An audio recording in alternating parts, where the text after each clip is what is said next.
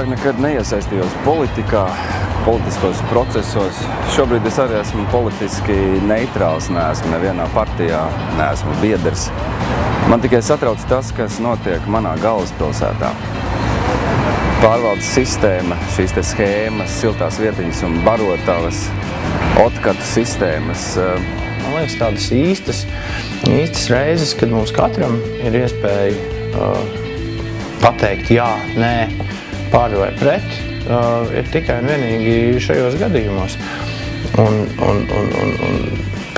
Tāpēc mēs vispār uz tām vēlēšanām ejam. Gudri vīri to ir pierādījuši, un es negribu viņus apstrīdēt, ka tikai tas, ka mēs saliekam visus tos mozaīkas gabaliņus kopā un šo savu izvēli izdarām kopā, tikai tādā veidā mēs vispār varam domāt un gaidīt kaut kādu progresu.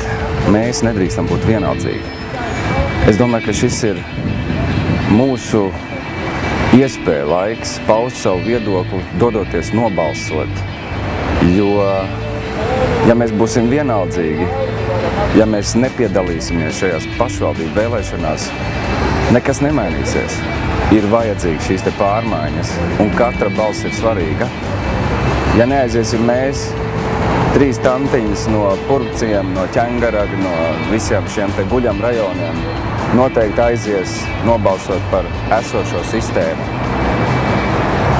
Tam ir jāpieliek punkts, tāpēc katra balss ir svarīga. Bet tomēr te noteikumi ir tādi, ka tas savs žetons kādam ir jāiedod, un man šķiet, ka pa ilgiem laikiem es tā kārtīgi jau kādu laiku pirms esmu izdomājis, ka es esmu gatavs iedot savu žetonu, un tagad tev tikai jāizdomā, kam tu to dosi. Es pats arī piedalīšos un aicinu visus jauniešus piedalīties pašvaldību vēlēšanās, jo katrs viedoklis būs svarīgs. Dodamies balsot.